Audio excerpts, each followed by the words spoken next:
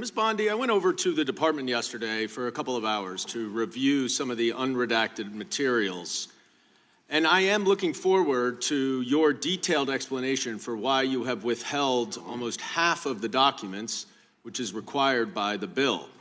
Now, obviously, there are 3 million documents, so I didn't get through much. But one thing I didn't see was the client list that you said you had on your desk a year ago. I did, however, find a couple of important documents. An 86-page prosecution memo from the Southern District of New York and a draft indictment from Florida against Jeffrey Epstein's co-conspirators. For reasons that I cannot understand nor are permitted by the bill, they were still redacted, even for members of Congress. So, Ms. Bondi, will you commit right here to immediately providing those 2 documents in unredacted form to members of Congress? Not a complicated question. Well, I guess it is for you because you have a law degree and those are privileged. Okay, they're not privileged, but we will discuss that later.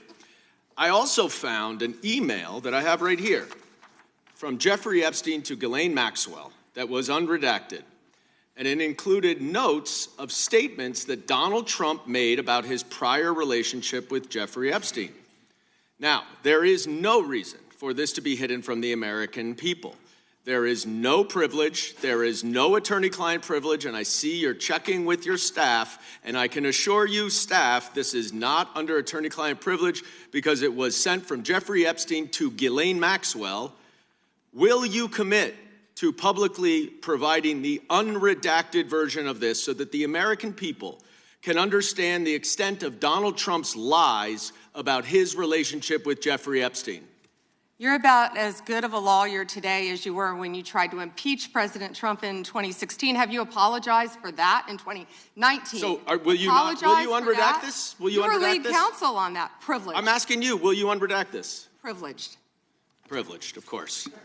I look forward to discussing this more.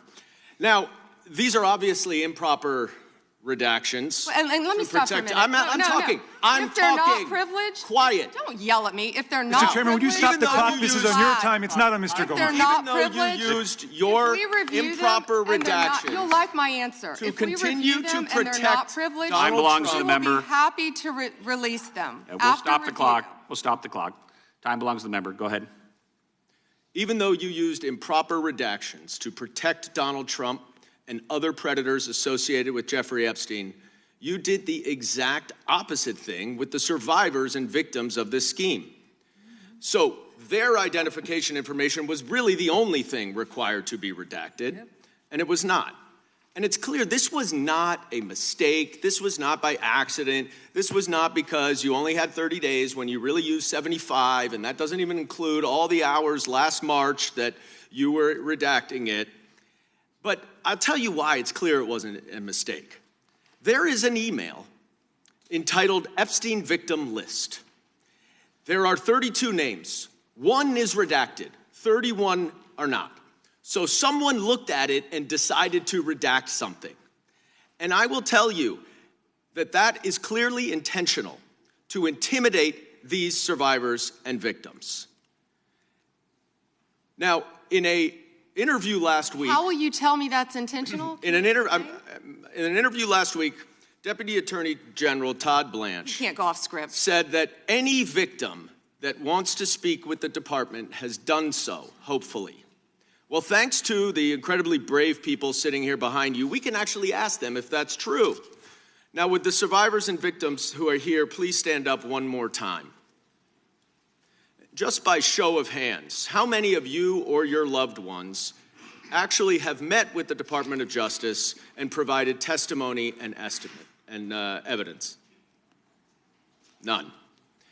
And of those of you who have not met, which is everyone, how many of you have reached out either individually or through a lawyer or representative to offer to provide testimony and evidence?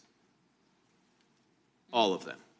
And of those of you, all of you, who have reached out, how many of you were denied or ignored by the Department of Justice? All of them. And despite the shameful and despicable efforts by Ms. Bondi and her department to intimidate you, how many of you are still willing to speak to the Department of Justice? All of them. Well, Ms. Bondi, it looks like you have some more witnesses Gentleman's to time talk has expired. to, and I yield back.